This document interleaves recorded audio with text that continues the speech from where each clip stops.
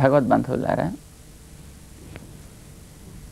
రేపటి నుంచి ధనుర్మాసం ప్రారంభం కాబోతోంది. మన దాక్షిణాత్యులు సూర్యుని పట్టి చంద్రుణ్ణి పట్టి కూడా కాలాన్ని లెక్క వేసుకుంటారు. పూర్ణిమ నాడు చంద్రుడు ఏ నక్షత్రంతో కలిసి ఉంటే దానికి 15 రోజుల ముందు 15 రోజుల తర్వాత ఆ మాసంగా దాన్ని కీర్తిస్తారు. అంటే ఉదాహరణకి చంద్రుడు కృత్తికా నక్షత్రంతో పూర్ణిమ నాడు చేరి ఉంటే 15 రోజుల ముందు తర్వాత కలిపి కార్తీక మాసం అంటారు.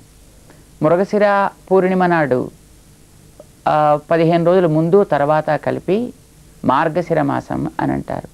అలాగే జ్యేష్ఠ నక్షత్రంతో అయితే జ్యేష్ఠ మాసం అంటారు. ఇది చంద్రుణ్ణి బట్టి. అలానే సూర్యుడు 30 దినాలు ఒక్కొక్క రాశిలో మారుతూ ఉంటాడు. మొత్తం రాశులు 12. 30 దినాల చొప్పున ఒక్కొక్క రాశిలో 12 రాశుల్లోనూ మారిన తర్వాత ఒక ఏడాది పూర్తవుతూ ఉంటుంది. అది సౌరమానం అని అంటారు. చంద్రుణ్ణి బట్టి చెప్పేది చాంద్రమానం, సూర్యుని బట్టి చెప్పేది సౌరమానం అంటారు. సూర్యుడు రేపు ధనురాశిలోకి ప్రవేశిస్తాడు. 1 నెల రోజులు దాంట్లో ఉంటాడు. ఆ తర్వాత మకర రాశిలోకి ప్రవేశిస్తాడు. మకర రాశిలోకి సూర్యుడు చేరడాన్ని సంక్రమణం అని అంటాం. ఒక రాశిలోంచి మరొక రాశిలోకి మారినప్పుడు. ఈ ధనుర్మాసపు నెల రోజులు కూడా గోదాదేవి అనే ఒక చిన్ని బాలిక అద్భుతమైనటువంటి వ్రతాన్ని ఆచరించి ఆధ్యాత్మిక ప్రవృత్తి కలిగినటువంటి జనులందరికీ కూడా ఒక ఆదర్శవంతమైనటువంటి ఒక వ్రతాన్ని తాను ఆచరించి చూపించింది. దాన్నే రేపటి నుంచి మనం కూడా ఆచరించబోతున్నాం.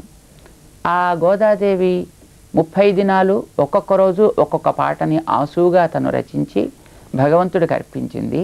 ఆ 30 పాటల్ని మనం ప్రతిరోజు ఒక్కొక్కటి తలుచుకుంటూ అందులో ఏం పాడిందో తెలుసుకునే ప్రయత్నం చేస్తాం.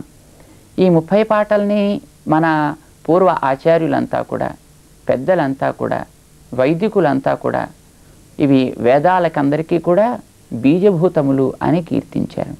తెలుసుకోవలసినటువంటి ఏ అర్థాలైతే ఉన్నాయో, మనిషి తలుచుకోవలసినటువంటి విషయాలు ఏవైతే ఉన్నాయో, సకల శాస్త్రాలు ఏవి మానవ జన్మని బాగు చేసేవి అని చెప్తున్నాయో అవన్నీ ఈ 30 పాటల్లో ఉన్నాయి అని అంగీకరించారు. అందుకోసమనే ఈ 30 దినాల్లో మనం కూడా ఆ గోదా పాడినటువంటి పాటలని కొంచెం అర్థం చేసుకునేటటువంటి ప్రయత్నం చేయబోతున్నాం.